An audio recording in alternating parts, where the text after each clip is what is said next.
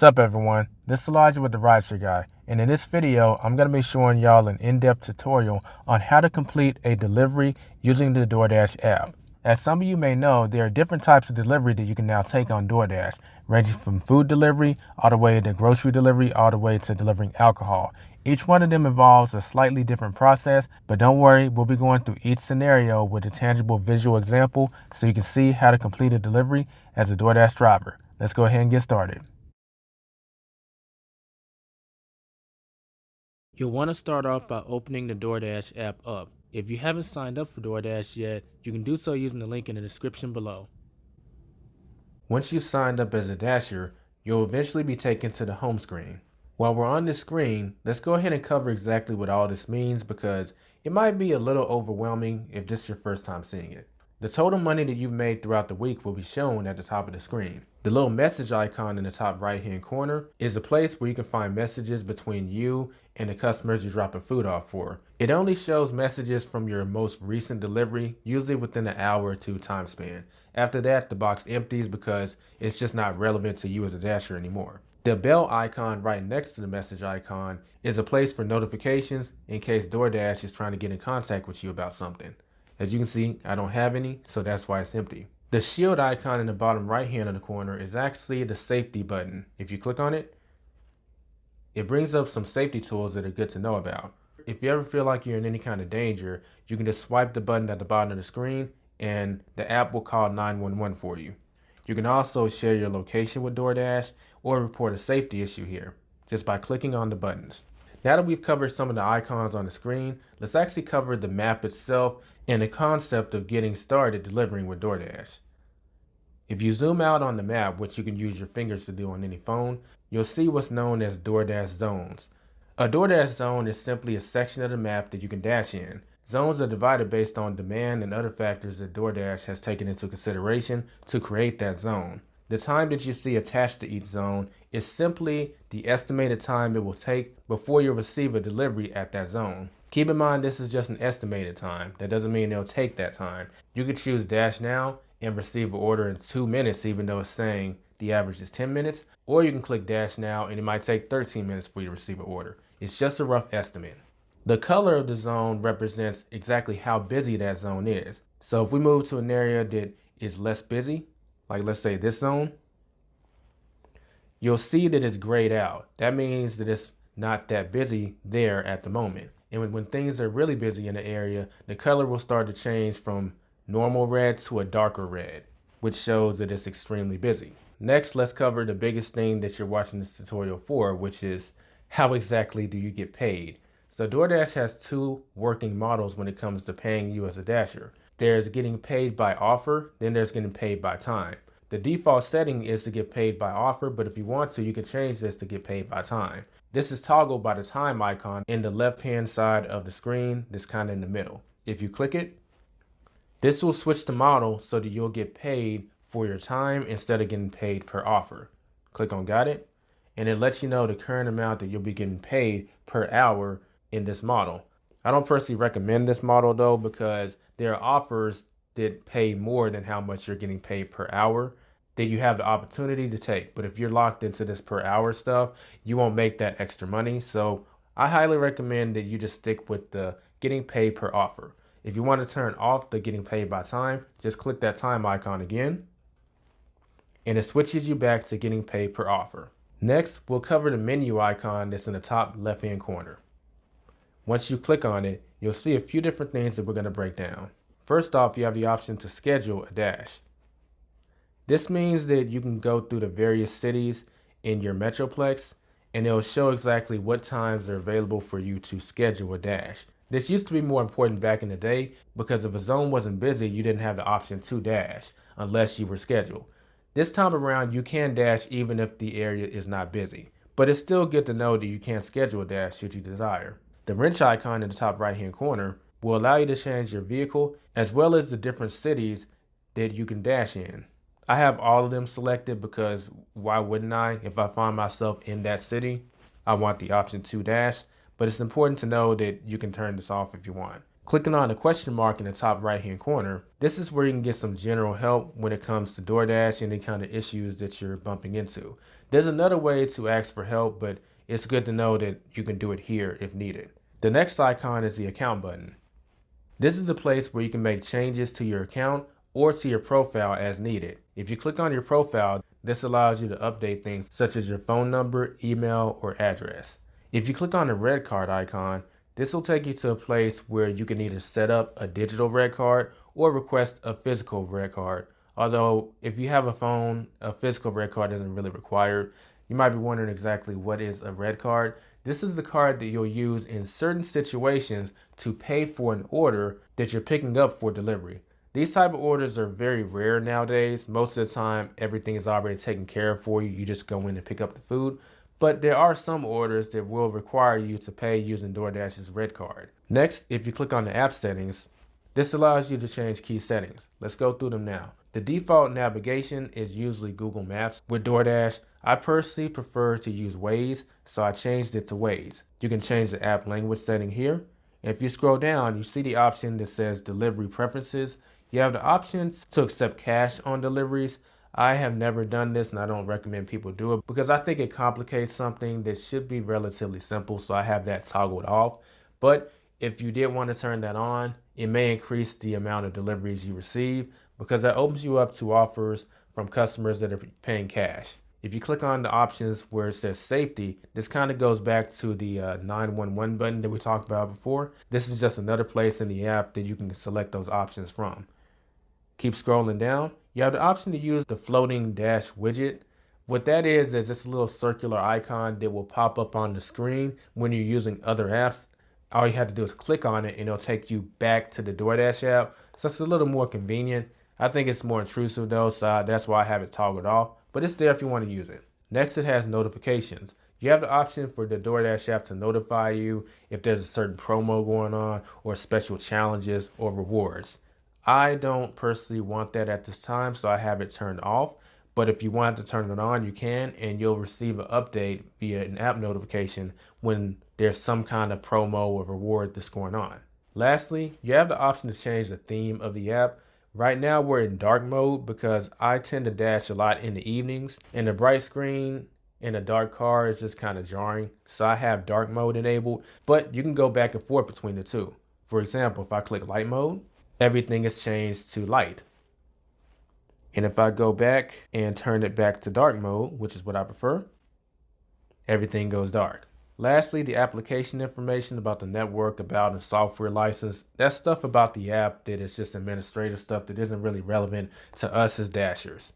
Backing out of that, next we have vehicle management. So my car is already on the DoorDash platform, but if I wanted to add another vehicle, I would just click add new vehicle and add the requested information.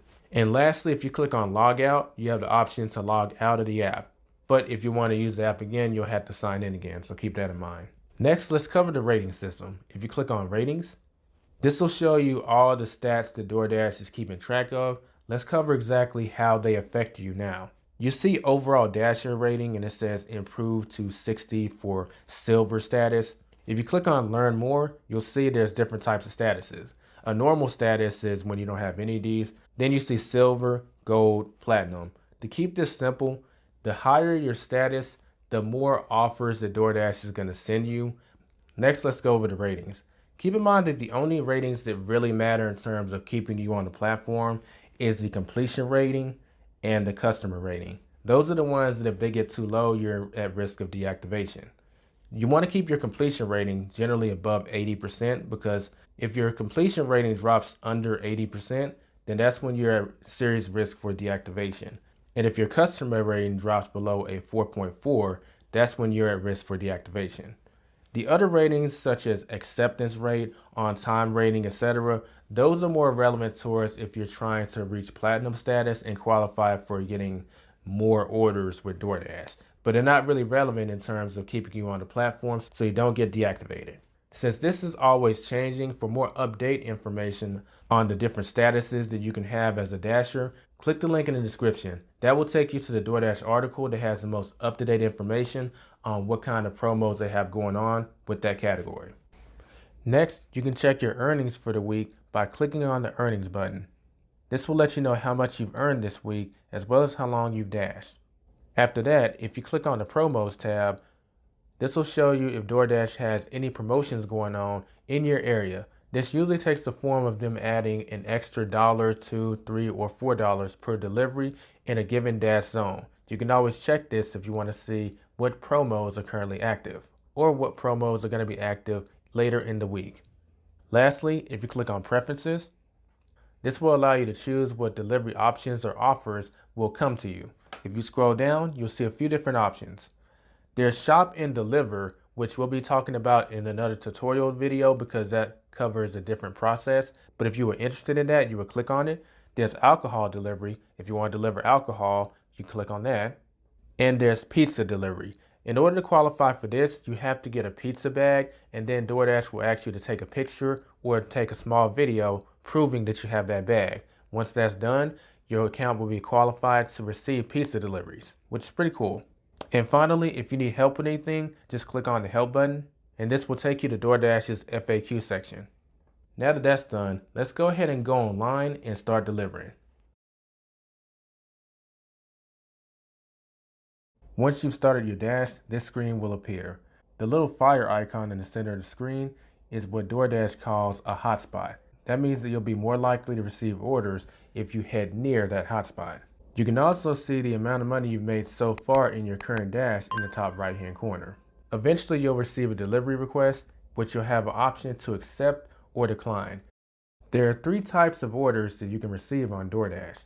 The first one is what we see on the screen. This is known as a stacked trip. That means that this order will contain either multiple drop-off locations or multiple pickup locations. The next type of order that you'll receive is a single order. As we can see on the screen, this is an example of a single order where it only has one restaurant pickup location and one drop-off location.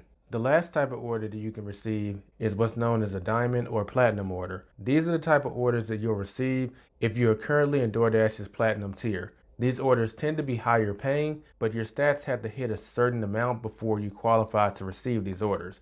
For more details on this, you can check out DoorDash's article that covers this. If an order comes in and you don't want to take it, you just hit the decline button in the top right hand corner. If a delivery offer comes in that you would like to accept, just click on Accept. Keep in mind that when a request pops up, a countdown timer is initiated, and if you don't accept the decline by the time it runs out, it will automatically be reassigned to another DoorDash driver.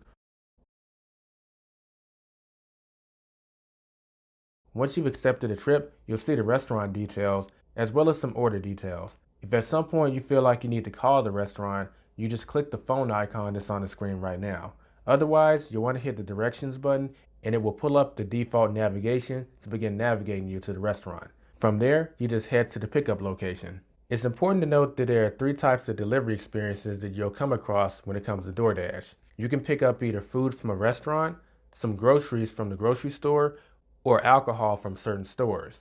For the most part, grocery and restaurant pickups are pretty similar, but the drop-off instructions for delivering alcohol is going to be a little different. We'll cover that once we get to the dropping off portion of this video. I just want to give y'all a heads up on that. Once you've arrived at the location, you want to click on Arrived at Store or Arrived at Restaurant.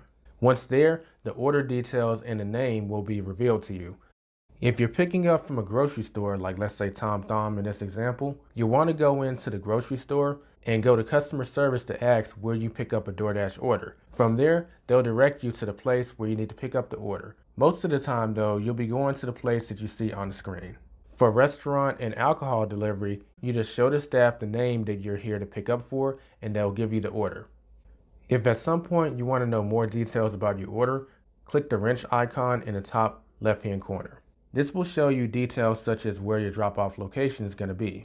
You also have the option to click the pause orders after this delivery. What this does if you hit that button is it will make sure you won't receive any orders while you're on this delivery, because between the time that you accept the order till you pick up the order, you can receive another offer from DoorDash and turn it into a stacked order if you want. But if you don't want to receive any orders while you're on the current order, you can just click on pause orders after delivery. If you've arrived at the restaurant and it is taking too long to prepare the order and you would like to unassign the delivery so you can take another order, click the question mark in the top right hand corner. From here, you just select I have an issue and then select order has long wait time. From here, you'll be asked if you want to unassign the order. Click on continue and DoorDash will just let you know that you won't be getting paid for this order and that it will affect your completion rate. This is something to keep in mind. As mentioned before, if you drop in the low 80s, that's when you're in danger of getting deactivated from DoorDash. So just keep that in mind if you choose to unassign the order. If the store happens to be closed, which means you won't be able to complete this order, you just follow the same instructions, but you just choose issue with store instead. Once you've been given the food, you'll want to click on Start Pickup. Once here, you'll be asked to verify the items. Click on Verify Items and click the check mark on each item and click on Continue. After this, you'll be asked to take a picture of the receipt on the order. Click on Take Receipt Photo and then take a picture of the order.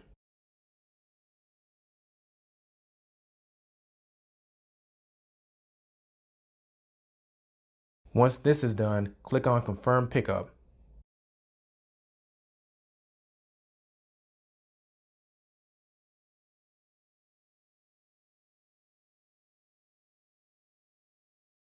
The next thing we need to do is to go ahead and navigate towards the customer's drop-off location. You'll encounter one of three scenarios when it comes to dropping off food with DoorDash. There's the leave at door option, the hand it to the customer option, and the meet you outside option. The customer has the option of choosing which one of these that they want to happen. You'll see which one is selected on this screen. First, let's cover the leave at door option because that's the most frequent option you're going to encounter. Start off by clicking on the directions button to have your navigation pulled up so you can go ahead and start heading towards the customer drop off.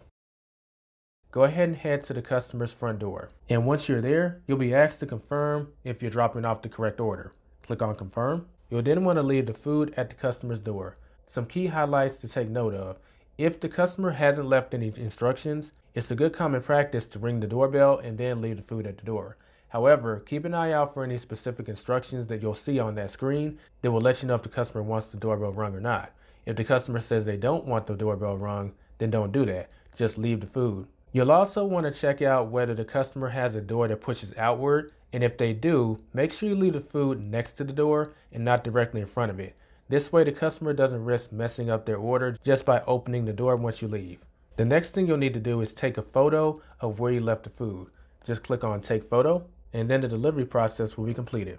Next, we're going to cover the hand it to the customer option. This is basically the scenario where once you go to the drop-off location, you're going to physically hand the customer the food instead of leaving the food at the door. Every now and then, DoorDash may attach a PIN number that's required in order to complete this type of delivery. For demonstration purposes, we're going to show you how to complete an order that requires a PIN number as well. Once you arrive at the customer drop-off, you can either knock on the door or ring the doorbell. The customer will then answer the door, and if there's a PIN number required, let them know that you'll need the PIN number that's on their screen before you can give them the delivery. Click on Continue, and you'll be asked to enter the PIN number. Enter the PIN number they gave you, and you'll be good to go. If for some reason they don't have a PIN number, click on PIN code not provided, and DoorDash has some steps you can follow to complete the process without a PIN number. Once you've entered the PIN number, hit Submit, and then you can give the customer their food and the drop-off is complete. With this option, it's the same as handed to the customer, except for they're going to meet you outside somewhere. This could be outside their house, outside their apartment, or outside their work establishment. But the process for completing the delivery visually on the app remains the same as the handed to the customer. Lastly, let's talk about alcohol delivery because completing this type of delivery drop-off wise is different from dropping off food. Once you arrive at the drop-off location, click on I've arrived at the recipient. Once you've done this, once the customer opens the door, they'll need to complete an ID verification process in order for you to complete the delivery. If the customer does not have their ID on hand, they'll need to get their ID and you'll need to scan it. Once they give you their ID, you'll want to turn the ID around and scan the back portion. Reason being is you need to scan the barcode on the ID, and in most cases, that's going to be located on the back side of the ID. Once the scan has been done successfully, click on Continue. Next, you'll need to hand the phone to them so they can sign for this with their finger. Once they have signed for this, go ahead and click on Continue, then click on Complete Delivery, and then you can give them their alcohol. If you encounter any problems with dropping off the food or alcohol, all you need to do is click on the question mark in the top right-hand corner, then click on Drop Off Issues. From here, click on Reach Drop Off Location, and select which one of the problems you're encountering. DoorDash will then give you instructions on how to handle the situation. That concludes this video. If you found value in this video, we would ask if you can give this video a thumbs up. That'd be greatly appreciated. And if you're new to the channel, consider subscribing. So now that you know how to complete a delivery with DoorDash, it would probably help if you have some more information on how to actually make more money with DoorDash, right? So why not click the playlist that's on the screen right now? Now let's get out there and make some money with DoorDash. And like always, be safe and be profitable.